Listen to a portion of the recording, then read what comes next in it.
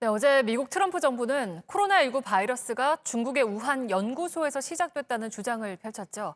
결정적인 증거를 담은 보고서까지 내겠다고 장담했는데 서방 동맹국은 물론 국제기구까지 나서서 반박하고 있습니다. 워싱턴을 연결해 보겠습니다. 박현영 특파원, 지금 트럼프 정부의 주장을 반박하는 나라들이 중국 말고도 많다는 거죠? 그렇습니다. 미국과 정보를 공유하는 나라들도 트럼프 정부의 주장에 동조하지 않고 있습니다. 이곳 시간으로 어제 미국 외교 전문지 포린 폴리시가 전한 내용에 따르면 호주와 영국, 캐나다가 중국 우한 연구소에서 바이러스가 시작됐다는 증거가 없다는 입장을 내놓고 있습니다. 미국 CNN 방송 역시 미국을 비롯해 이들 나라들이 공유한 정보에 따르면 바이러스가 오히려 재래시장에서 확산됐을 가능성이 더 크다고 보도하고 있습니다.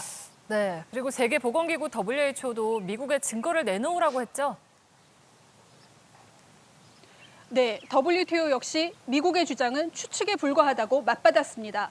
바이러스 발원지에 대한 구체적 증거를 내놓으란 겁니다.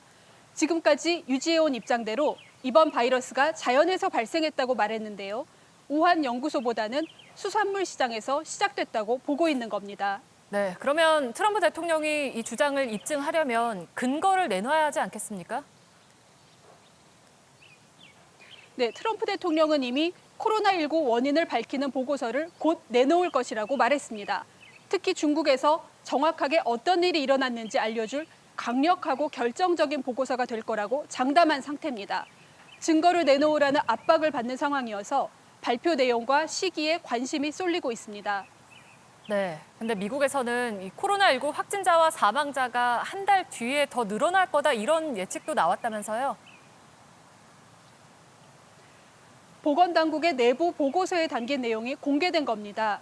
현재 하루 신규 확진자가 2만 5천 명 정도 되는데 다음 달 초면 20만 명이 될 거란 예측입니다.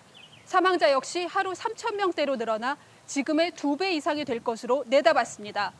결국 감염 환자가 8배나 늘어나면서 상황이 더 악화될 거란 얘긴데요. 이를 보고받고도 사회적 거리 두기 지침을 중단하고 경제 정상화를 시도했다는 점에서 경우에 따라선 트럼프 정부가 더 큰 역풍을 맞을 것으로 보입니다. 네, 잘 들었습니다. 워싱턴에서 박현영 특파원이 전해드렸습니다.